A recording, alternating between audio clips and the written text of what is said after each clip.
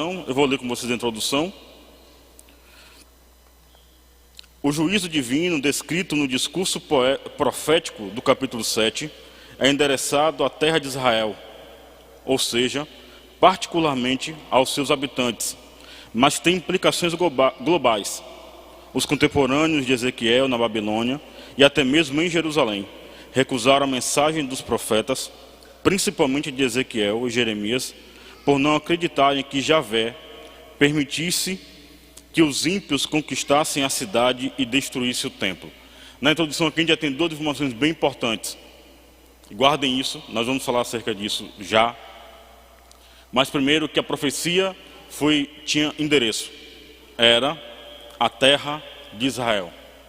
A palavra que vem a Ezequiel vem direcionado à terra de Israel. Mas, a lição diz assim, mas tem implicações globais. Logo no início da lição nós vamos falar sobre isso, guarda um pouco isso aí. Mas existe um outro ponto na introdução que no final ele diz assim, por não acreditarem que Javé permitisse que os ímpios conquistassem a cidade e destruísse o templo. Existia naquela época em Israel um entendimento de que Deus não permitiria que um ímpio dominasse sobre Israel, sendo Israel o povo de Deus, a terra escolhida de Deus, e que eles não acreditassem que por mais que os profetas dissessem a respeito de arrependimento da idolatria de Israel naquele tempo. É incrível, nós olhamos um pouco os textos que vai falar sobre essa idolatria, era absurda a forma. É interessante porque em um trecho de Ezequiel, agora me fugiu da mente, não tinha lembrado disso, agora me veio à mente, não sei se é em Ezequiel ou em Jeremias mesmo, que Deus chega a falar que Israel é como uma potra no cio que se vira até mesmo para os ventos diante do seu desejo pelo macho. Assim é a idolatria de Israel. Ela é como uma égua no cio.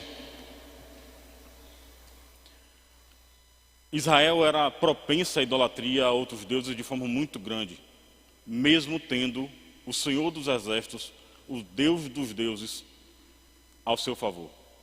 É o próprio Deus de Israel que decide chamar Israel de sua nação. Com esse entendimento, Israel sempre tem em mente que Deus não vai permitir que Deus entregasse esse povo, essa nação, a ímpios. E aí eu estava estudando a lição e aí me vendo alguns exemplos na mente. Imagine o cenário dos jovens que começam a estudar, decidem por uma profissão, estudam, se formam juntos, um crente e o outro não. Quando acaba de se formar, um olha para o outro e diz assim, nós vamos abrir uma empresa em sociedade e nós vamos trabalhar juntos porque nós temos uma caminhada juntos. Mas o entendimento que tem acerca da mentalidade de uma mentalidade cristã, mas o outro não é cristão, mas abrem a possibilidade de uma sociedade. Lá na frente, o ímpio começa a entender que as funcionárias da empresa são suas funcionárias particulares. Você consegue me entender? Que ele começa a assediar essas funcionárias. Ele começa a entender que parte do lucro pode ser desviado. Ele começa a entender que o lucro da empresa não pode ter um percentual de entrega de dízimos por uma questão de consagração, como a mentalidade do outro tem. A mentalidade do ímpio é totalmente diferente da mentalidade do cristão. Totalmente diferente. Aí eu pergunto para vocês, vocês acham que Deus continuará tendo aliança com essa empresa, baseado nas atitudes de um dos sócios, contrária à vontade dele? Deus não vai ter esse problema. Deus não terá nenhuma dificuldade de entregar, ainda que gere prejuízos àquele cristão. Vamos além disso. Nós estamos vivendo agora um momento, e eu não vou entrar nesse mérito, até vou fazer jus por esse propósito.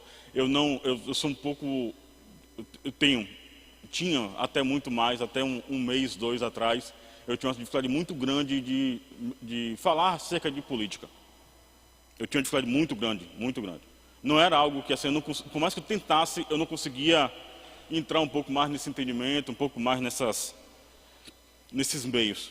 Eu tenho alguns amigos que gostam muito, sentavam comigo para conversar, e eu dizendo, se você quiser conversar sobre Bíblia, a gente fala sobre Bíblia. Até sobre futebol a gente consegue conversar. Política eu não consigo, não dá e não desce.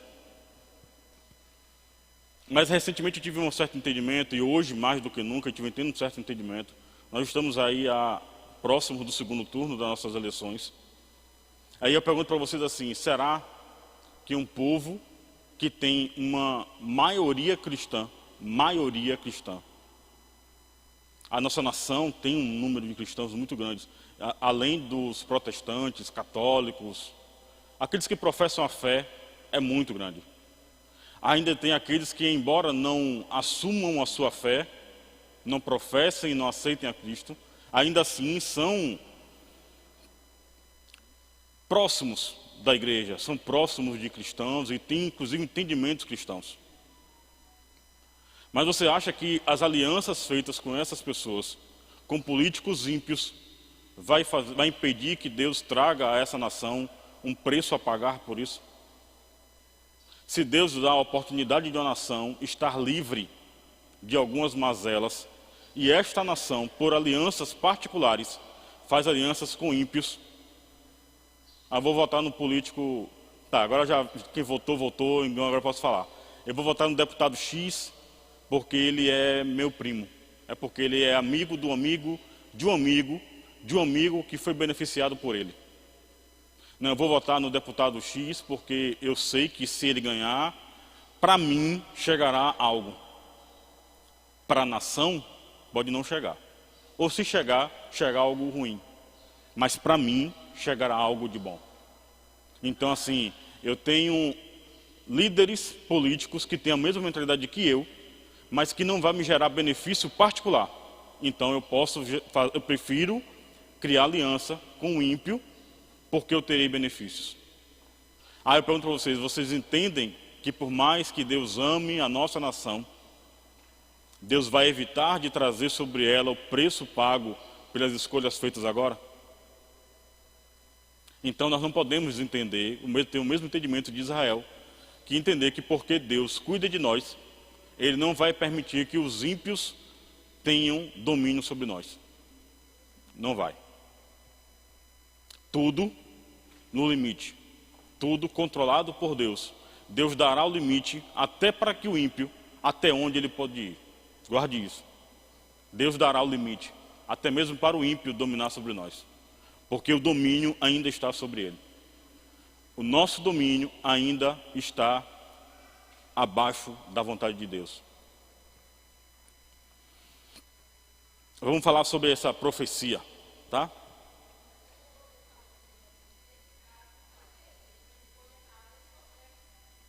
Isso. A irmã está salientando ali, algo que eu falei, né? Repetindo aqui. A nossa escolha vai trazer consequência. Isso é óbvio. Nossa escolha atrará consequência. Eu vi recentemente, ainda essa semana, eu vi algo que me chamou muita atenção. Uma jovem postou algo na rede social. Ela é filha de cristãos, crente. E ela postou na rede social dela que não é a placa na porta de um banheiro que vai definir a minha sexualidade. Porque ela entende que, embora uma adolescente, ela pode participar de banheiros agora, mais comuns, os banheiros unissex. Ela, como adolescente, com cerca de seus 15 anos, não terá nenhum tipo de problema de dividir um banheiro de um shopping com um homem de 40. Com um homem de 30. Com homens, ela não terá nenhum problema em relação a isso. Mas deixa eu dizer para vocês, eu sou pai de um menino que vai fazer 6 anos. Para um pai de um menino não é tão problema assim. Mas se fosse uma menina, naquele shopping, ela não entrava mais. Não entrava mais. Porque sim, a placa não define a sexualidade da minha filha, mas não pode definir o que vai acontecer lá dentro. Isso não pode. Opções, decisões, preços que pagamos ou que aceitamos pagar e que depois precisaremos pagar por isso também. Mas vamos lá, vamos para a profecia. A introdução. O versículo 1 de Ezequiel 7, o texto base. Se você não tiver com a lição na mão e quiser acompanhando, facilita um pouco. Se você tiver com o livro do profeta Ezequiel aberto, no capítulo 7, versículo 1, a gente vai conseguir dar uma destrinchada, aí, dando uma desenrolada em cima desse texto, tá bom? Versículo 1 diz assim: Ezequiel introduz a profecia com a fórmula usual dos profetas de Israel. Veio a palavra do Senhor a mim. Versículo 1, capítulo 7 de Ezequiel diz: veio a palavra do Senhor a mim. A chancela de autoridade divina, assim diz o Senhor. Algumas partes bíblicas dizem isso muito. Quando o profeta vai dizer que é uma palavra vinda do próprio Deus, ele diz: assim diz o Senhor. Aqui, assim diz o Senhor Jeová, é a marca registrada dos profetas de Javé. Isso mostra que Deus é fonte da profecia. 2 Pedro vai falar um pouco mais sobre isso, que toda profecia vem de Deus e não do homem. Mas quando todo profeta, e aí vai além, tá? Fica como uma lição para nós. Sempre que nós vamos ler a Bíblia, que algum profeta, seja Jeremias, Ezequiel, Daniel, qualquer um deles, quando fala assim diz o Senhor, ou veio a palavra do Senhor a mim, ou algo do tipo, o que o profeta está querendo dizer? Que não são profecias vindas de visões, com entendimento do profeta para trazer à igreja. Visões, por exemplo, que em Daniel acontece muito. Visões, por exemplo, que o próprio Daniel cita, que quando acabar de ter a visão, ele fala e diz: não entendi, a lição é essa aqui. A visão que eu tive foi assim, eu não entendi. E Daniel recebe de Deus a revelação acerca daquela visão, e aí ele passa ao povo de Israel. Então existem as duas maneiras, as duas profecias. A profecia da visão que chega ao profeta, ele interpreta e passa à igreja, passa a Israel, hoje em dia passa à igreja. E tem aquela palavra que vem ao Senhor, e quando diz assim, diz o Senhor, aí é uma palavra que vem diretamente, chancelada, assinada por Deus. A palavra é dita por Deus. Então, no versículo 1 de Ezequiel, a palavra vem descrita, confirmando que não é uma visão que Ezequiel tem, mas é uma palavra que vem diretamente de Deus. Vamos lá. Era uma comunicação divina, inconfundível, diferentemente da natureza da atividade profética inicial, que ocorria por meio de visões. Essa fórmula verbal de revelação indicava ser mensagem recebida de forma externa, direta e audível. Era uma mensagem direta de Deus. Essa é a introdução do capítulo 7 de Ezequiel. Tá bom? Só frisando mais isso, sempre que vocês estiverem lendo um texto de um profeta que falar sobre isso, tenham uma atenção um pouco maior. Tenham uma atenção um pouco maior. Outra coisa, cuidado com as profecias de hoje, dos profetas de hoje, quando diz, assim diz o Senhor. Isso é uma chancela da parte de Deus. Cuidado com esses profetas que dizem essa frase no intuito de tentar fortalecer o entendimento pessoal. Cuidado com isso. Mas vamos lá. A introdução é essa, chancela da parte de Deus, a extensão, qual o campo de recebimento dessa palavra. Versículo 2, a expressão hebraica Adamá Israel. Tá, é assim mesmo que fala, tá? Israel. Para a terra de Israel. Tá, vou contar um segredo para vocês, tá? Vou dar uma coisa aqui. É escola eu posso. Por que mas por que o professor está dizendo assim, Israel? Deixa eu falar para vocês, não é sotaque hebraico, porque embora barba branca não tem nada de hebraico, tá? Israel, palavra hebraica, de 3 palavras, a junção de 3 palavras, Ra-el. Ish, homem, Ra, guerra, El, Deus. O homem que batalhou com Deus. Lembra que Jacó batalha com o anjo? Ish, homem que batalhou. Ra, El, com Deus. Ou aquele que batalha com Deus. Agora não é aquele que batalha contra Deus, porque quando ele batalhava ele era Jacó, mas é aquele que agora suas batalhas são batalhas com o próprio Deus.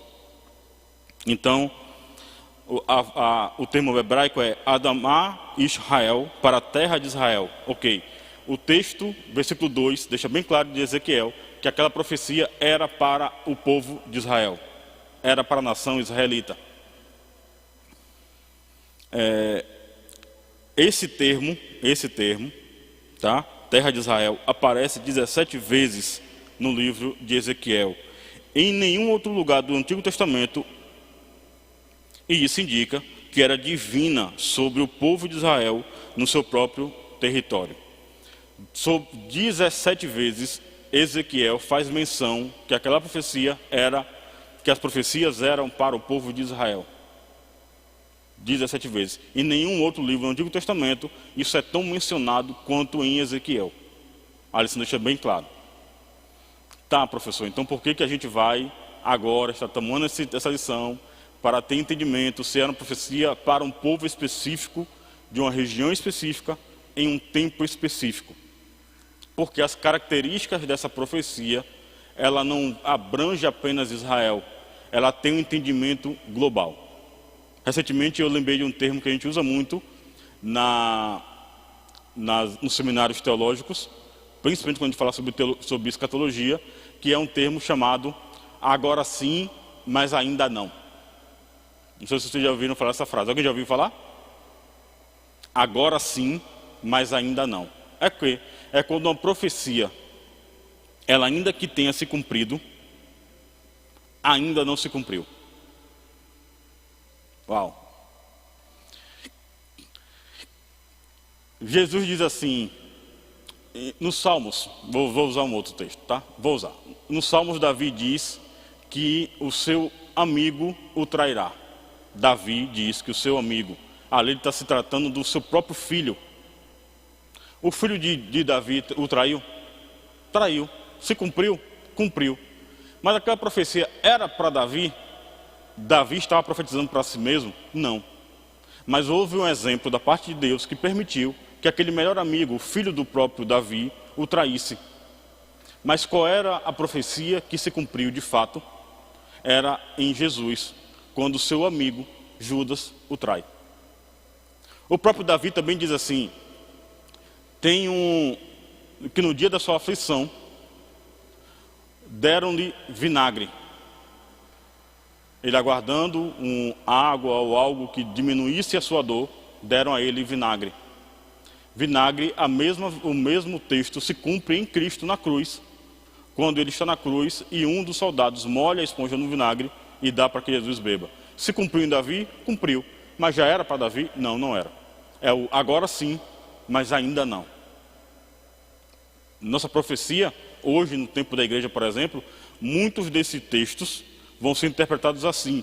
Se cumpriram em Israel, cumpriram. Mas a profecia está cumprida, já não vai mais se cumprir? Não.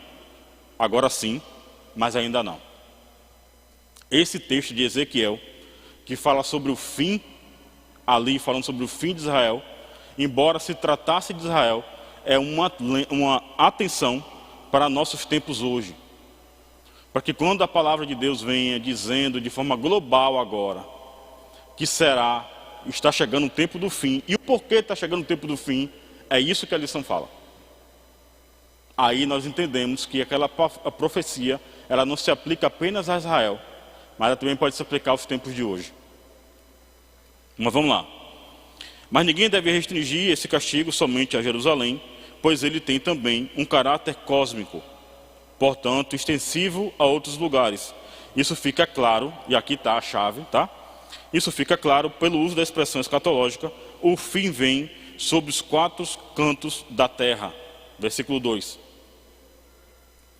Que aparece na Bíblia para se referir a toda a Israel. toda a terra de Israel. Esse texto, sobre os 4 cantos da terra, ele é utilizado em Apocalipse, falando dos tempos de hoje. Está vendo? Agora sim, em Israel, mas ainda não nos tempos de hoje. Porque é assim, a palavra é direcionada ao povo de Israel, mas no próprio versículo, Ezequiel diz, para os 4 cantos da terra. Então, a profecia de Ezequiel, embora demonstrasse que é algo para um povo específico, ela também é uma profecia utilizada para os tempos de hoje.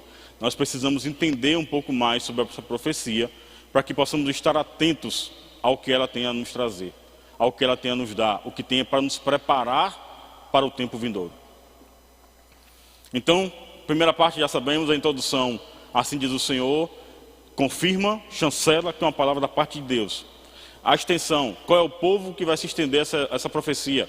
Embora o texto seja para Israel, se aplica também aos tempos de hoje, se aplica também para a igreja.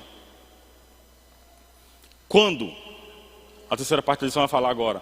Quando? Quando isso vai acontecer? O agora, no versículo 3, agora versículo 3, é no hebraico atá, ou agora, que ressalta a iminência do fim. Esse advérbio reaparece no versículo 8, acrescido da palavra depressa. Assim, depressa derramarei o meu furor sobre ti. Essa urgência é também demonstrada pela construção gramatical do verbo hebraico ba, que significa vir, que aparece 10 vezes nesse curto trecho da profecia. Em 4 delas, a ação está em andamento, pois o particípio hebraico indica uma ação contínua e ininterrupta. Cansou um pouquinho aqui, né? Mas foque nos 4 pontos. Diz assim: eis que um só mal vem, eis que um só mal vem, eis que vem a tua sentença, e eis aqui o dia, eis que vem. Dentro desse capítulo de Ezequiel, 11 vezes a palavra vem aparece. Então a pergunta é: quando vai acontecer? Já está acontecendo. Já está acontecendo. Aí é interessante que nós falamos sobre a questão da escatologia, né? Vamos falar um pouco do nosso tempo de hoje. Aí nós sempre falamos assim: o fim está próximo. Vê se não parece muito o que a gente fala hoje. O fim está próximo. Aí nós pregamos aqui: o fim está próximo. Nas nossas igrejas hoje se prega um pouco menos. Nossas, em todas as igrejas, prega um pouco menos sobre a volta de Jesus. Tinha esse entendimento há até 25 anos atrás, quase. Um pouco mais assustador há 22 anos atrás, quando virávamos o milênio. Então eu entendi, agora vai ser o ano 2000, será que chegaremos ao ano 2000? Eu lembro que eu era muito pequeno, muito novo na época, mas eu ouvia muita gente falando assim: será que a gente vai conseguir virar o ano 2000? Será que Jesus não volta antes? E nem crente eu era, mas eu estava na casa cristã, minha mãe era cristã e tinha esse pensamento. Eu sempre via as pessoas comentando com ela sobre isso. Mas aparentemente parece que, principalmente para a igreja, depois que muda os anos 2000, a igreja perde um pouco dessa esperança. Eu vou usar esse termo. Para alguns, receio. Para a maioria delas, eu espero, a esperança. A esperança que Jesus vai voltar. Pastor, volta antes de tudo isso? Volta depois de tudo isso? Será que vai voltar no meio de tudo isso? O que eu posso garantir para vocês, pelo que a palavra me diz, é que Ele vai voltar. Jesus vai voltar. O que nós precisamos fazer é estar pronto, seja para qualquer tempo que seja. Eu sou apaixonado pela escatologia, mas acredito para vocês assim, uma coisa que eu não consigo dizer e garantir com todo estudo que eu possa fazer, é que será no início, será no meio, será no final. Tenho minha opinião própria, tenho. Vocês não vão saber que eu não vou falar. Tenho minha opinião. Porém, o melhor conselho que se pode dar para a igreja hoje é: esteja preparado. Esteja preparado. Quer ver algo interessante? Nós falamos sempre, quando falamos sobre escatologia, e aí gera um certo medo. Já repeti aqui várias vezes isso, várias vezes.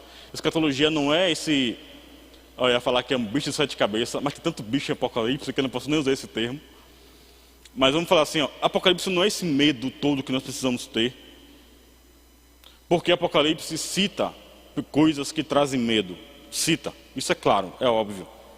Mas Apocalipse é a questão de escolha. Estamos falando sobre escolha hoje, né? Apocalipse tem uma questão de escolha. Apocalipse sim, pastor. Apocalipse sim, cita anticristo, cita. Cita besta, cita. Cita guerra, cita. Apocalipse cita algo que isso me dá medo. Isso me dá muito medo. Apocalipse cita a ira de Deus. Isso dá medo. Isso dá medo. Porque a ira de Deus sobre a humanidade, isso dá mais medo do que qualquer anticristo. Ainda que fosse centenas de anticristo, a ira de Deus sobre a humanidade, isso me dá medo. Só que a Bíblia também diz que assim como vem o anticristo, Jesus vai voltar. A Bíblia cita que haverá falso profeta, vai ter besta, mas vai ter 2 testemunhas fiéis que vão morrer para pregar a palavra. A Bíblia também diz isso. Tá, a Bíblia diz que haverá guerras, destruição. Mas a Bíblia também diz em Apocalipse que haverá novos céus e nova terra. A Bíblia diz que em Apocalipse haverá condenação. Mas também a Bíblia diz que haverá bodas do Cordeiro. A Bíblia está, em Apocalipse diz que haverá julgamento. Tá, a Bíblia também diz que haverá tribunal de Cristo. Que embora julgamento será para dar galardão, ninguém perderá a salvação no tribunal de Cristo. Apocalipse está lá, você escolhe o que você quer ler, o que é o seu foco. O seu foco é o que? As destruições? É a tristeza, é o medo? Ou você decide que você vai querer ser salvo e vai querer participar das coisas boas de Apocalipse? E tem muita coisa linda em Apocalipse, muita coisa. Mas vamos lá. Quando falamos sobre Apocalipse, sobre algumas características, aí tem gente que vai querer falar quem é o anticristo. É incrível como pessoas têm sempre aquela ideia, o anticristo vai ser um líder, um grande líder. Putin agora é a bola da vez. E tem papa, e tem... É tanta gente. Aí a gente pega e assim, a gente não lê a Bíblia, a gente não consegue entender algumas coisas que a Bíblia deixa lá muito clara, para a gente que fica atento, baseado em Israel. Trechos que estão lá mostrando para a gente sinais claros do fim. Ah, eu posso dizer para vocês, tá? Já está bem no fim. Bem no fim. Mas quer ver uma situação bem interessante? Bem interessante. Só vou dar esse adendo porque não é da lição, eu não posso entrar nesse meio, e se eu entrar eu não consigo sair dele. A Bíblia cita, por exemplo, que o anticristo, ele se sentará no trono em Israel. No 3º templo de Israel. Será construído um 3º templo, e que é lá que o anticristo vai se revelar como o filho da perdição. Aí eu pergunto para vocês assim, existe o 3º templo? Não. Mas vocês já sabiam que o 3º templo está sendo preparado para ser reconstruído? Características que o fim está próximo. A gente quer saber quem é o anticristo, mas a gente não se prepara para o enredo que vem ao redor dele. Satanás é perito nisso. Muito perito nisso. É o quê? É que quando a igreja principalmente, quando começa a ficar muito preocupada com uma coisa, e que se tem algo que vai ser contrário a ele, ele cria um pano de fundo, ele cria uma fumaça por trás. Todo mundo vai focar naquela fumaça, naquela mentira, naquela falsidade, enquanto ele faz o projeto dele por trás. É óbvio isso. Isso é claro, ele faz isso muito. Então assim, cuidado com as notícias que chegam com muito no seu celular. Sabe por quê? Porque as coisas que não tiverem que acontecer, vão acontecer muito escondidas. Mas um conselho, procure entender um pouco mais do que se passa em Israel. Com o que está acontecendo lá. Porque é de lá que as profecias que se cumprem lá vai trazer uma possibilidade aqui. Amém? Mas vamos lá. A primeira parte da lição vai falar sobre a chancela da parte de Deus, a introdução, ou assim diz o Senhor. Sempre que o texto falar sobre assim diz o Senhor, tenha em mente que é Deus que está falando. A extensão, qual é o povo que está, quem é as pessoas que vão alcançar essa profecia. Embora o texto de Israel, nós já falamos disso, embora o texto seja de Israel, é um texto que também fala no mesmo versículo, que vai por os 4 cantos do mundo. Então, assim como a sentença sobre Israel, que o fim vai chegar, esse fim também pode ser uma sentença para que todo mundo aconteça. Quando a profecia de Deus vem, ela chega com propósito e de maneira rápida e de maneira eficaz.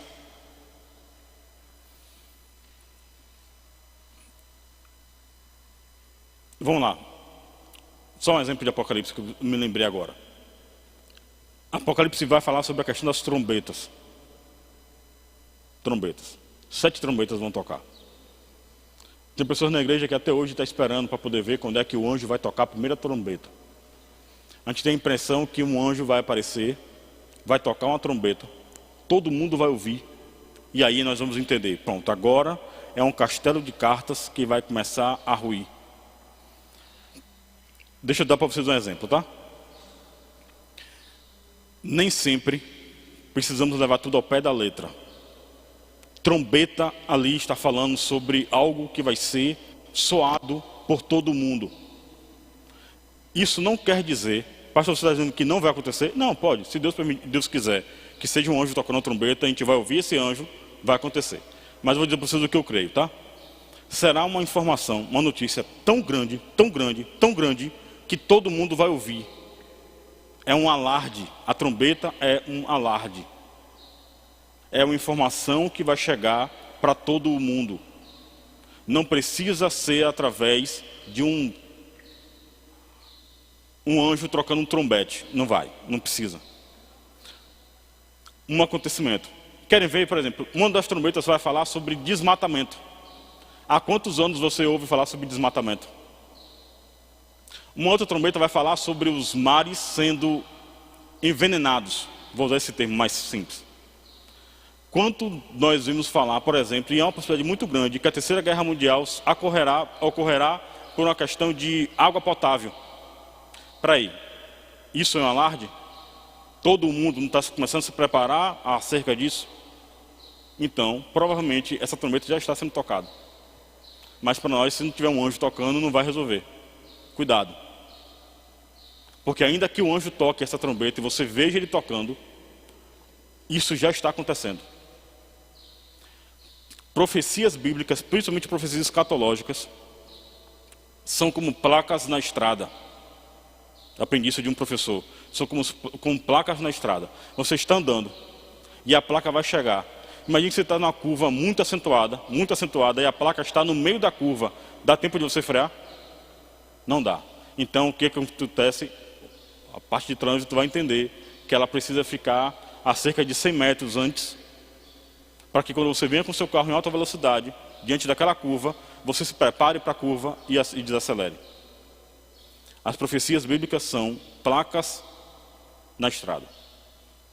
Quando ela vai mencionar que já está próximo do fim, acredite, é melhor começar a desacelerar, porque o fim está muito próximo. Muito próximo. Mas vamos lá, vamos avançar, que o tempo não nos ajuda. Vamos falar sobre o fim. O sentido da palavra fim. Diz assim, a palavra fim do hebraico, ketz, fim, destruição, ruína, morte, condenação, ou haketz, o fim, trata-se de um substantivo usado em contexto de julgamento. Ele aparece 5 vezes no versículo 2, 3 e 6, num discurso poético, cujo objetivo é causar impactos nos leitores originais. A literatura poética bíblica se sobressai não apenas pela sua beleza, mas pela facilidade do povo em memorizar a sua mensagem. Então esses versículos de Ezequiel são versículos que, embora tenham aparentemente uma visão poética, ela é apenas para serem utilizadas para que você tenha uma memorização melhor, um entendimento melhor. Parece que a intenção não é essa, mas vou citar de novo, tá? Apocalipse.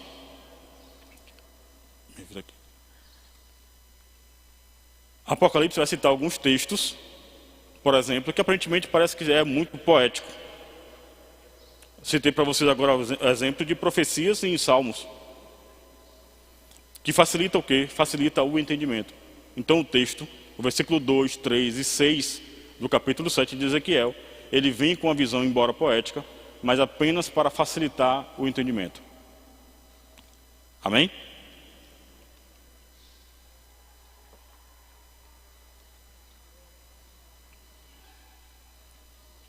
Vamos lá. Expressões repetidas sobre o fim. A repetição das palavras, vem o fim vem, agora vem o fim vem. Versículo 2, 3, 6, 10. Chama a atenção de qualquer leitor. Talvez a intenção de Ezequiel, como atalaia de Israel, tenha sido causar pânico no destinatário original. Os profetas, durante séculos, vinham chamando um povo que era conhecedor da lei de Moisés e do pacto do Sinai ao arrependimento. Agora o povo estava sendo informado de que o juízo divino era real. Durante muito tempo, os profetas falavam sobre esse tempo do fim que chegaria a Israel. Muito tempo. Jeremias fala isso muito. Ezequiel vem de um tempo um pouco depois, embora sejam contemporâneos. Jeremias começa antes, suas profecias antes, mas sempre trazendo um texto de entendimento que vai trazer a Israel o motivo do arrependimento. Sempre. Isso nunca é levado em consideração. Embora o povo de Israel tivesse entendimento sobre o pacto com Deus, a aliança feita com Deus, o pacto no Sinai, sobre as leis, todo esse entendimento do que deveria fazer ou não fazer, ainda assim era um povo que se corrompia muito facilmente. Era um povo que não conseguia ter controle sobre a sua idolatria, apenas a Deus, mas queria sempre buscar algo diferente. O povo de Israel tem a impressão que era aquele povo que gostava de pegar sempre algo de uma outra nação. Sempre algo de outra nação. E a religião era muito forte em nações vizinhas ou nações próximas ou não de Israel. Isso sempre foi algo que Israel quis trazer muito para dentro do seu culto, do seu convívio. Não só de culto, do seu convívio em si.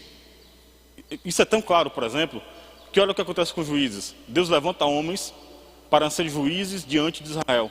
Eram homens e mulheres que Deus levanta em determinados tempos para que dominasse, não que dominasse sobre Israel, mas fomos juízes, pessoas usadas pelo próprio Deus para tratar Israel.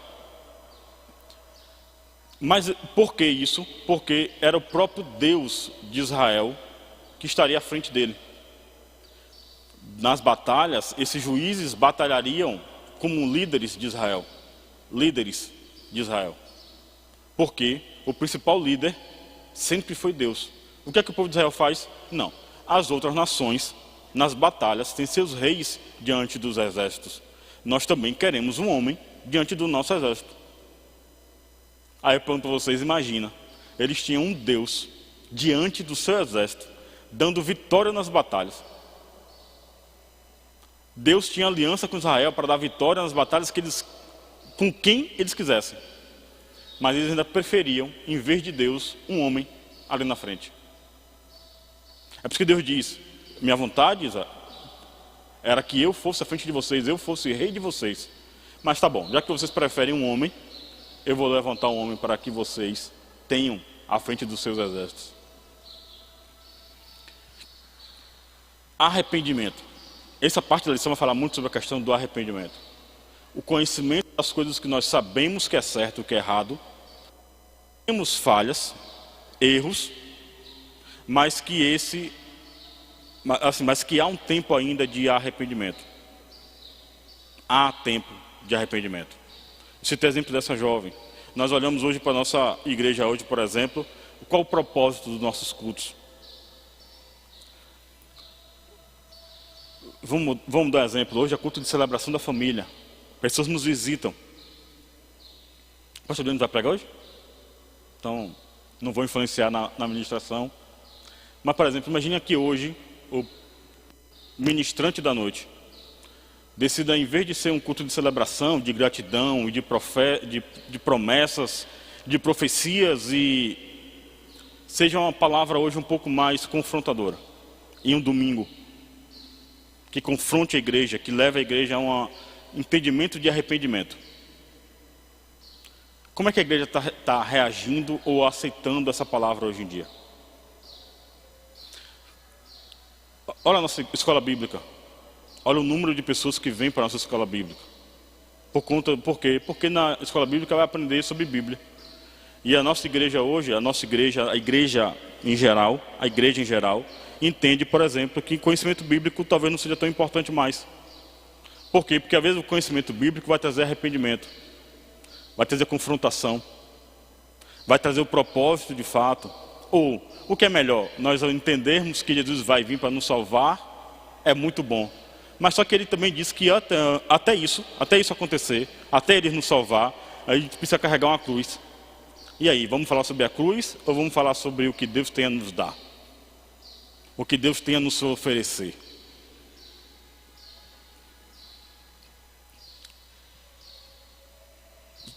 Será que nós podemos ministrar e dizer o quanto Deus nos cobra acerca de algumas coisas? De algumas atitudes da igreja que deveriam ser um pouco mais contundentes, um pouco mais fortes, mas que além disso preferem aceitar o que o mundo tem dito.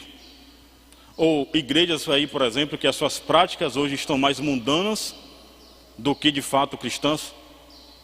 Por quê? Porque se não for assim, pastor, as pessoas não voltam. Tá, eu me converti há um bocado de tempo atrás. Mas deixa eu dizer para vocês uma coisa. Quando eu decidi que ia para a igreja e que ia aceitar a Cristo, que me converter, ia mudar minha forma de agir, minha forma de falar, ia me converter, o meu caminho seria convertido, a última coisa que eu queria era características do mundo, porque o mundo eu já tinha. Eu queria algo diferente, eu queria igreja.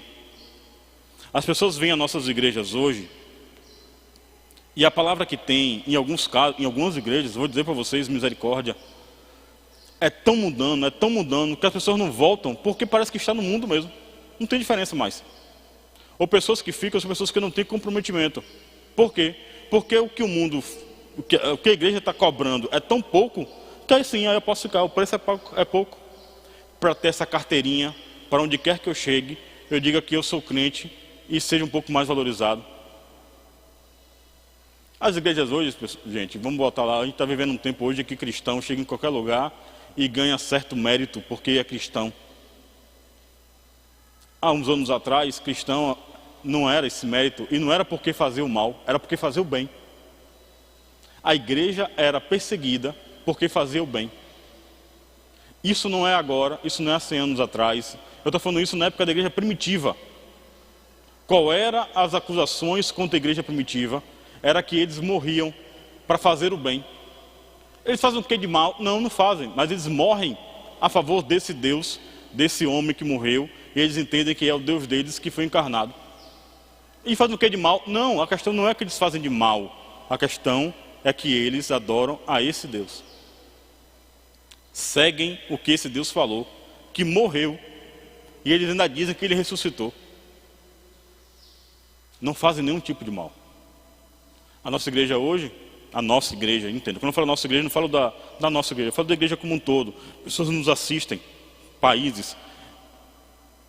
A última vez que eu fui ministrar uma lição aqui, por exemplo, o irmão Fábio falou comigo, na lição passada tinha, se eu não me engano, 25 mil pessoas assistindo. Aí eu falei, que bom, eu estou indo pegar o microfone agora para falar para 27 mil pessoas. Estou muito menos nervoso agora. E eu lembrei e fiquei um pouco mais agora de novo.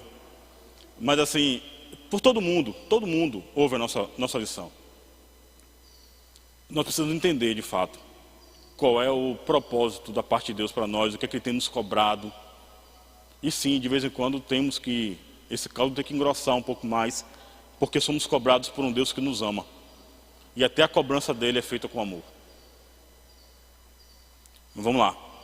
A repetição da sentença. Os versículos 4 e 9 estão repetidos. Ninguém deve se surpreender com a intensidade desse juízo anunciado de antemão, pois é compatível com a natureza divina. Um dos objetivos desse juízo é a erradicação da idolatria, a causa das abominações, visto que a casa de Israel recusou esse remédio pelo arrependimento. Todos estão sendo informados de antemão sobre a causa da destruição e lhes é dada a oportunidade de arrependimento. É uma reflexão relevante também em nossos dias, porque somos seres morais e prestaremos contas a Deus pelos nossos atos. Como igreja na terra, aí eu digo a vocês assim, será que Deus tem algo a nos cobrar? Ou será que tudo que nós estamos fazendo da maneira correta? As nossas atitudes, nossas batalhas estão sendo batalhadas de fato em pró da vontade de Deus ou vontade própria nossa, de maneira particular? Eu vou entrar um pouco sobre isso. Nosso tempo já não ajuda mais, então preciso adiantar um pouco nosso tempo. Mas deixa eu citar para vocês um exemplo de um texto profético em Apocalipse e que é muito bonito, até nós entendermos o que ele de fato está querendo dizer. Em Apocalipse, capítulo 2 e 3, apaixonado por esse texto de 2 e 3 de Apocalipse, que vai falar sobre a igreja da Ásia, as 7 igrejas da Ásia. E existe o entendimento que a 7ª igreja é a igreja do nosso tempo atual. São 7 igrejas, cada uma de um tempo da nossa era, mas a nossa é justamente a última igreja, a igreja de Laodiceia. E existe um trecho, um versículo, no trecho que fala sobre a igreja de Laodiceia, que nós usamos muito para evangelizar. Eis que estou à porta e bato, e aquele que ouvir a minha voz e abrir, entrarei e cearei com ele e ele comigo. Aí nós vamos evangelizar alguém que está no mundo, que nunca ouviu um texto bíblico, e nós falamos assim, Deus mandou te dizer que Ele está à porta e bate, e se você abrir, Ele vai cear contigo. E é lindo o texto, e é lindo mesmo. Saber que Deus vai cear conosco é lindo. Mas vamos entender o texto direito? Aquele texto está sendo dito para quem? Para quem está no mundo? Para ímpio? Para a igreja? Jesus está dizendo para a igreja, e agora muda a visão, porque diz assim, eis que estou à porta e bato. E existe uma igreja de porta fechada, que Jesus está do lado de fora, batendo, pedindo para entrar. E a igreja está fazendo tanto barulho lá dentro, que não está conseguindo nem ouvir a voz dele. Pesou? Esse versículo tem a mesma beleza que tinha há 2 minutos atrás. E Jesus ainda fala assim, se você ouvir, é assim, vocês estão tanto barulho que vocês não estão me ouvindo. Se vocês ouvir a minha voz e abrir a porta, eu entrarei e cearei com vocês, e vocês cearão comigo. Aí vocês me perguntam assim, aí eu vou dizer para vocês uma profecia, um entendimento próprio meu, tá? Meu Deus, olha, profecia de entendimento próprio meu. Aí você fala assim, por que Jesus não voltou ainda? Sabe por que Jesus não voltou ainda? Porque a igreja não aprendeu que precisa abrir a porta para ele. Esse texto é tão forte que ele fala assim, eu entrarei e cearei com ele. Assim que Jesus voltar, a primeira atitude dele será, depois do tribunal de Cristo, será se assentar nas bodas do Cordeiro para cear conosco. Se Jesus falou que ele vai cear conosco, se nós abrirmos a porta, a única coisa que falta para que nós estejamos na boda do Cordeiro é abrir a porta para ele. E como é que nós abrimos a porta para ele? Pedindo que ele entre. Mas no tempo de hoje, os que as igrejas menos querem é ele lá dentro.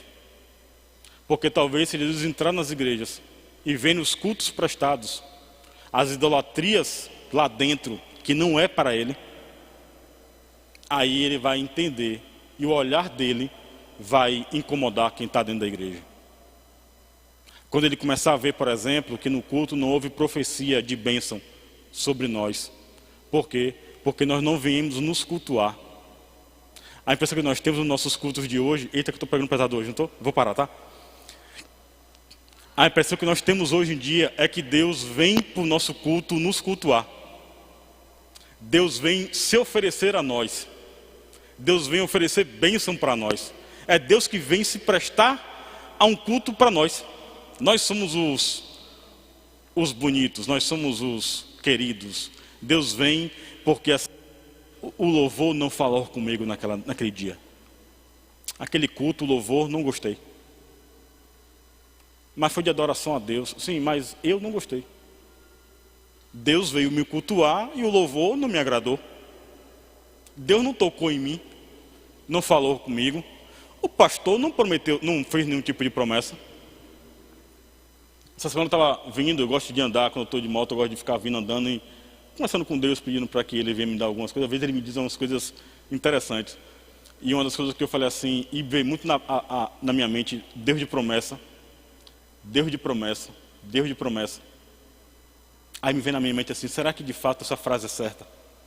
Porque será que Deus é um Deus de promessa? É um Deus que promete? Ou Ele é um Deus que cumpre promessa? Aí nós usamos os cultos hoje para poder, o quê? Para ministrar sobre a igreja bênçãos. Você vai conseguir, você vai vencer, você vai. Mas nunca Jesus vem, Jesus vem. É só, você vai, a igreja vai. Jesus vem, não, Jesus ainda não vem. Deixa Jesus onde Ele está, deixa Ele bater na porta.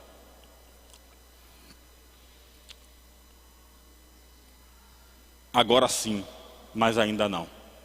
Israel está vivendo um tempo desse, em que o que ele se agradava daquele povo é que era importante. Os profetas, vamos falar sobre os tempos de hoje, os pastores hoje, aqueles que têm o microfone, e é por isso que eu me sinto à vontade de poder falar, porque assim, se eu não falar o que está sendo trazido, eu serei cobrado pelo que eu não disse. Então sim, eu preciso dizer isso a vocês. Se veio o meu coração e eu tenho a certeza que é da parte de Deus, eu venho falar a vocês.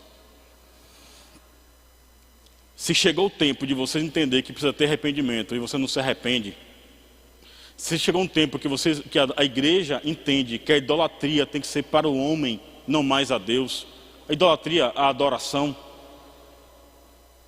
e Deus está cobrando isso, confrontando isso, trazendo arrependimento para vocês acerca disso, e a igreja não se arrepende, o único meio que Deus entendeu de fazer com Israel e que pode fazer hoje é justamente o de entregá-lo ao ímpio, de entregar essa dominação para alguém em que ele vai sentir falta disso. Ou, o que você acha? Tenha somente, imagine com o cenário. Vamos lá, vamos para a igreja, vamos para a nossa visão arminiana, em que Jesus vai voltar antes da tribulação, vai arrebatar a igreja antes de todo o mal. Imagine nas nossas igrejas hoje. Feche o olho. Imagine a igreja sendo arrebatada e alguns de nós ficando.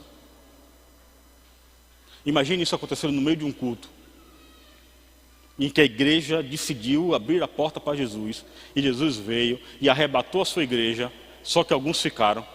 Imagine o olhar de um para o outro. Cadê eles? Foi no piscar de olhos. No piscar de olhos dizem que é cerca de 6 milésimos de segundo. Um piscar de olhos. Pisquei, você nem viu. Esse tempo, e olhar para a igreja, e parte da igreja não está aqui mais. E não deu mais tempo de você ir. Imagina isso. Imagina, e aí, pastor Jones, imagina pastores olhando para suas igrejas, as suas ovelhas que ficaram na terra por influência dele. E ele agora tem que prestar conta para aquela igreja de imediato. E a igreja vai olhar para aquele pastor e dizer assim, não fui por tua causa. Imagina pais que viram seus filhos sendo arrebatados, mas eles não foram. E entenderem que os filhos foram arrebatados por mérito de sua inocência, mas não por sua paternidade. Não pela mãe que foi, não pelo pai que foi. Dentro da igreja. Se isso não é ser chamado arrependimento, o que mais pode nos chamar ao arrependimento? Mas quando nós falamos sobre o fim, nós temos medo. Mas por que a igreja, parte da igreja vai ficar para a tribulação, vai ficar para tudo isso, e só parte pode ser arrebatada? Porque vai ter parte da igreja que vai precisar entender. Saindo da igreja? Tá, vamos sair da igreja um pouquinho. Imagina o mundo sabendo que aquele povo que se reunia e que queria levar as boas novas acerca de Cristo, falava que um dia seriam arrebatados e eles foram, e eu não quis ouvir. Nossos irmãos e irmãs afastados do Evangelho. E aí? Ficando para pagar o preço pelas escolhas que fizeram. Isso não vai acontecer? Vai. O fim vem. Vem o fim. Vem, o fim vem. E está próximo.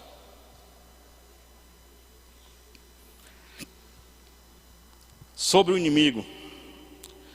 Já floresceu a vara, versículo 10. Ezequiel faz uma analogia botânica, uma metáfora que se perdeu no tempo. A palavra profética anuncia: veio a tua ruína, já floresceu a vara, reverdeceu a soberba. O que essas palavras significam? Há diversas interpretações que não cabem neste comentário, mas dentre as três principais, a mais aceitável é que considera essa vara como o rei Nabucodonosor. Essa vara que floresceu significa, o mais próximo do entendimento acerca desse versículo, é que se trata do rei Nabucodonosor. Assim como o rei da Síria foi o chicote de Deus para aceitar Samaria, os filhos de Israel, do reino do norte, da mesma forma Javé usou o rei da Babilônia, Nabucodonosor, como Azorrague, para chicotear Jerusalém em Judá. Então esse versículo 10 de Ezequiel vem trazer o entendimento que a vara floresceu, está falando sobre Nabucodonosor. Chegou o tempo em que Deus entregou a nação de Israel para que Nabucodonosor dominasse sobre ela. Assim como Deus faz no Judá com o rei da Síria, faz com o rei da Babilônia no reino do norte, em Israel. Entrega as duas nações. Para quê? Para que eles agora passassem pelo período da provação. Profetas falaram muito acerca disso depois. Depois que começou a acontecer, sim. Um dos principais textos de Jeremias capítulo 29, ali por volta do versículo 11, é um texto muito conhecido que diz assim: eu é que sei o pensamento que tenho acerca de vós. Olha, assim diz o Senhor. É o próprio Deus dizendo: eu é que sei o pensamento que tenho a seu respeito. Ó Israel, eu sei o que penso a teu respeito. E é pensamento de paz e não de mal, para vos dar o fim que desejais. Todos os outros profetas diziam que Deus entregou Israel para acabar dentro da Babilônia. Israel ia se destruir ali dentro, ia ser uma nação morta dentro da Babilônia. Só que Deus pega e diz assim: mas eu vou dar para vocês uma alternativa. Ele continua: então me buscarei. Passareis a orar a mim e eu vos ouvirei. Olha que passareis a orar a mim e eu vos ouvirei. Eles estão cativos, aparentemente Deus os abandonou, e Deus faz a promessa dizendo: se vocês orarem a mim, eu vos ouvirei. Buscar-me-eis e me encontrareis, quando me buscardes de todo vosso coração. Assim diz o Senhor. Esse é o texto que Deus fala a Jeremias. Embora todos dissessem: acabou, é o fim, Deus olha para aquela nação e fala assim: me busca, ora a mim, vocês vão me encontrar, porque eu sei que o pensamento que eu tenho acerca de vocês não é um pensamento de destruição, mas é de arrependimento. O povo sai da Babilônia ainda mais forte do que o que chegou, porque agora eles entendem a quem Deus que eles devem servir, qual é o Deus que eles devem adorar. Ainda no versículo 10 diz assim: reverdeceu a soberba. Tem esse trecho: reverdeceu a soberba. O rei Nabucodonosor extrapolou os limites, foi cruel na aplicação dos castigos.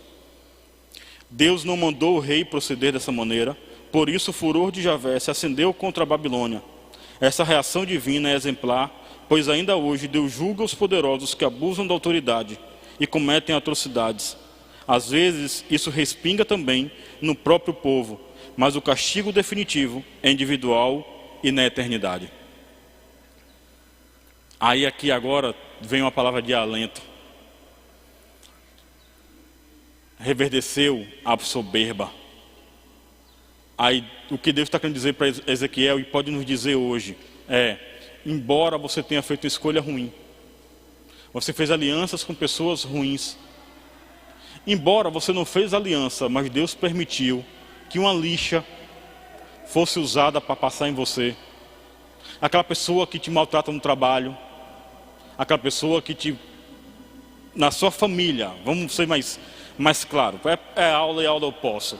Aquele parente que poderia ser uma bênção na tua vida, mas só presta para te desfazer, para te cobrar, para te desmotivar.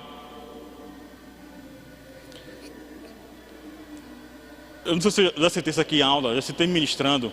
Eu era de uma família, por exemplo, que a minha família, a parte do meu pai, a mais fraca era a minha casa. Era a família menos... a parte mais... assim, era tipo a casa menos abastecida. Nunca passamos fome. Na minha família, eu era considerado... meus primos brincavam comigo, que eu dividia os meus brinquedos com eles. Às vezes, alguns me chamavam de esmolé, que eu deveria pedir esmola. Eu era criança. Os pais viam isso e achavam engraçado. Hoje, o tratamento que tem com a família do meu pai é totalmente diferente comigo. Eu não sou rico. Não ando dando nada a ninguém. Mas aquela pressão daquele jovem, daquela criança que se tornaria um adolescente, provavelmente seria preso. Hoje é de um homem de Deus.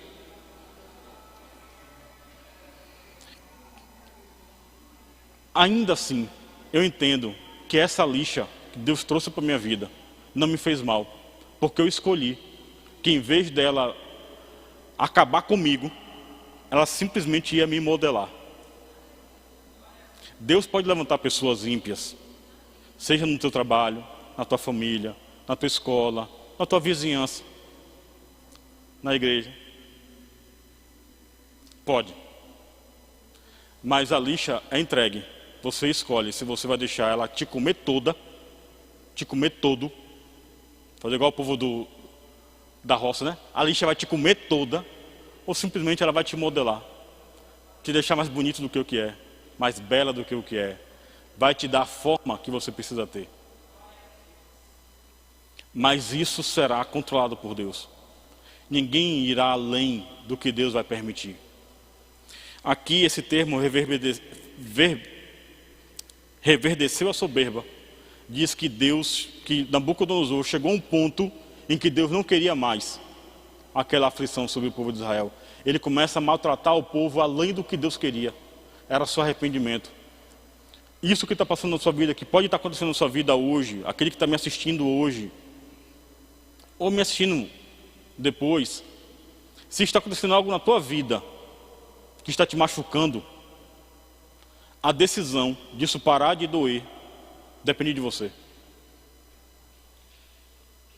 Recentemente uma jovem me procurou dizendo assim: pastor, eu estou tendo uma certa dificuldade porque eu não consigo estar próximo nem da minha família, dos meus primos, porque eu sou cristão, eles não são. E às vezes eu sinto que eu sou colocado um pouco de lado nas conversas, eu sou um pouco tirada de lado das conversas. O olhar comigo é diferente. E aí assim, eu acabo me sentindo um peixe fora d'água, dentro da minha própria casa. Aí eu falei com ela assim: primeiro você tem que entender qual é o motivo pelo qual você se sente separada. É porque você é uma pessoa que tem um entendimento cristão e eles não têm? Prioridade é a Deus. Mas faz o seguinte, não precisa você ser essa pessoa que, porque você é crente, quer estar distante. Esteja próximo. Seja aquele que tem um entendimento justamente diferente. No teu trabalho, seja aquela pessoa em que teus colegas vão te buscar para pedir conselhos. Na tua família, seja aquela pessoa que agora será usada como exemplo. Eu quero ser exemplo como ele é, como ela é. Essa mesma família um dia, essa mesma minha família um dia, esses mesmos primos meus um dia, uma mãe deles me disse assim: um dia, Luciano, eu quero ouvir meus filhos falando de Deus como você fala. Recente. Por quê? Porque você tem que entender a que ponto, até onde você vai deixar que aquilo ali, aquela aflição ainda venha sobre você. Mas a decisão principalmente é sua. Primeiro, se alegre em Deus, dê glória a Deus. Jesus morreu. Você está vivo, você está viva. Se a perseguição está chegando, é sinal de que Deus tem preparado algo muito grande, baseado no testemunho de vida de você. Mas entenda, Deus não vai deixar que nenhum ímpio vá além do que Ele permitiu. Olha Deus com Jó. Recentemente nós ouvimos mensagens aqui, sempre ouvimos mensagens sobre Jó. O pastor ministrou sobre Jó aqui, recente. Até o diabo foi falar sobre Jó e Deus disse, vem cá, ó, até aqui. Tá, até a família toca. Não, até os bens toca, até os animais toca. Não, até a saúde toca. Pode? Não mata. Não mata. Tu pode fazer até onde eu te permitir fazer, mas não toca. Não vai além do que eu estou te pedindo.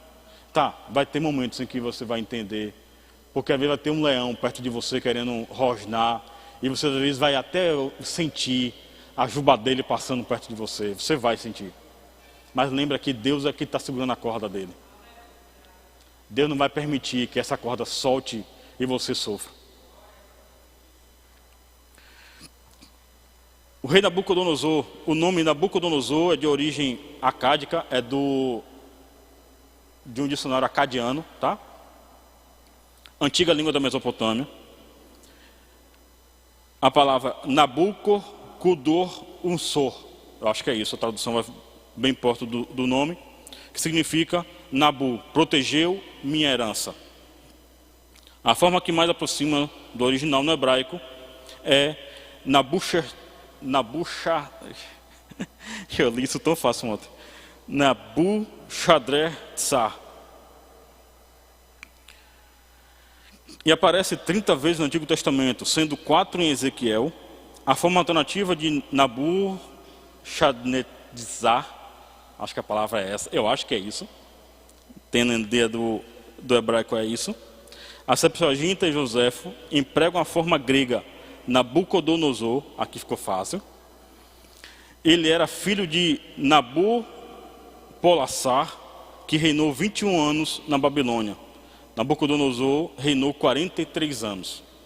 Este é o rei Nabucodonosor, a quem a gente ouve tanto, fala tanto, a Bíblia cita tanto acerca disso. Esse é o rei que Deus utiliza para esse período de arrependimento, para gerar arrependimento a Israel. A Babilônia, o termo Babilônia é também de origem acádica. Babi-Ili, ou portão de Deus. O Antigo Testamento hebraico usa Babel, e a Septuaginta usa a forma grega Babilônia. O nome do país é o mesmo da sua capital. Caldeus e babilônios eram, no princípio, povos distintos. A palavra Kasdu significa conquistadores. Era usada para identificar as diversas tribos semitas que povoavam o norte do Golfo Pérsico, no sul da Babilônia, desde os dias de Abraão. Isaías fala dos babilônios e caldeus, referindo-se ao mesmo império. Império babilônio, por exemplo, tinha algumas diferenças, tá? O povo de Israel passa por alguns cativeiros. O da Babilônia, eles são conquistadores, mas tem uma maneira de conquistar de forma um pouco mais diferente. Por exemplo, na Babilônia, eles costumavam trazer os seus líderes para trazer informação sobre isso. Eles gostavam muito da ideia do conhecimento, da informação. Então, assim, as outras nações, quando eram conquistadas, elas eram trazidas, os seus líderes e os seus povos eram trazidos à Babilônia, cativos, escravos, mas trazendo entendimento acerca do seu povo, da sua cultura, porque eles entendiam que esse acréscimo de cultura era o que de fato trazia a riqueza para eles. Por isso, por exemplo, que Daniel ele é trazido como um dos líderes e lidera na Babilônia, justamente por esse entendimento que eles tinham. O rei Nabucodonosor, os reis da Babilônia, ele tinha um costume, por exemplo, de usar um colegiado de líderes de outras nações conquistadas para que dessem a eles os conselhos baseados no entendimento da sua nação, da cultura da sua nação, da religião da sua nação, para que assim eles conseguissem conquistar mais. E dava certo. Essa é a Babilônia. a palavra mais próxima na nossa Bíblia é Babel, né? Mas não é, tá? Babel é apenas uma questão de significado de palavra, mas são bases diferentes, são textos, são regiões diferentes. Não é a mesma lógica, tá bom? Proponho que nós vamos ler aqui a conclusão, encerrar, porque eu acho que eu cheguei, hoje está mais dentro do tempo. A conclusão. Os julgamentos divinos na história mostram que o pecado jamais ficará impune e que a única maneira de escapar da condenação é através do arrependimento e da fé. Israel não tinha desculpa, não podia alegar ignorância, pois o povo dispunha de Moisés, no ensino dos antigos sábios, da revelação dos profetas e do conselho dos sacerdotes. O apelo dramático de Ezequiel é um exemplo clássico dessa verdade.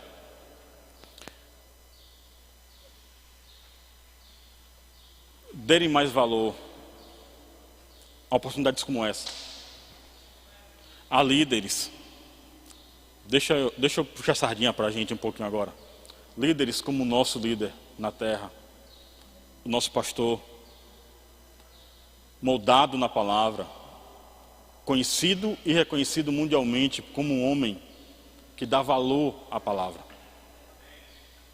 Não é de hoje que eu tenho algumas experiências com o pastor, eu achei isso interessante, eu nunca falei isso para ele. Qualquer coisa que você traz para ele em relação à Bíblia, qualquer entendimento que traga, qualquer trecho, isso na época do nosso seminário aqui, isso acontecia. Eu lembro que os professores traziam trechos, às vezes à noite ele aparecia aí no seminário, e aí ele olhava na secretaria e ele encontrava alguns textos de aulas de alguns dos professores, até trechos de aluno, e ele saía com a mão cheia de papel, porque aquilo chamou a atenção dele, ele queria parar para poder entender um pouco mais. Nós temos um pastor hoje que ele é moldado na palavra, e valoriza essa palavra. Mas eu vou estender isso um pouco mais. Nós temos na nossa igreja hoje pastores, líderes, ainda que não pastores. Nós temos, por exemplo, nós temos diáconos no discipulado, diáconos dando aula. Alguns nem diáconos são, mas tendo interesse do entendimento bíblico, o interesse de ensinar sobre Bíblia. Principalmente, além do ensinar, aprender mais sobre Bíblia. Nós vivemos hoje, nós estamos fazendo parte de uma igreja que nesse ponto tem que ser muito valorizada. Não estou dizendo aqui como mais um dos pastores, não. Estou dizendo isso como membro da nossa igreja, que já está aqui há muito tempo, que já passou por muita coisa. Mas que posso dizer para vocês assim, aqui é a igreja, aqui se ensina. Que na falta do nosso pastor líder, existem pastores capacitadíssimos para trazer uma palavra, seja na escola bíblica, seja no culto à noite, seja nas reuniões, seja em PGI, seja em aconselhamentos particulares, onde quer que seja. Valoriza isso, porque em muitas igrejas isso não acontece. Isso não acontece. Nós temos, não por vaidade, nós temos experiências dos nossos pastores, cita situações, por exemplo, de alguns pastores, em algumas situações tão difíceis, que mandam as ovelhas para cá, para serem aconselhadas aqui, porque ele não se sente à vontade de trazer um aconselhamento. Principalmente, aí pastor, nós precisamos valorizar um pouco mais essas pessoas que se disponibilizaram a estar aqui hoje aprendendo um pouco mais. Pessoas que não puderam estar aqui, mas estão nos assistindo, ou que vão assistir essa palavra porque entendem que precisava aprender um pouco mais da parte de Deus. Precisamos ser uma igreja, como um todo, voltado a entender o que Deus tem a dizer, agora ou ainda não. Amém?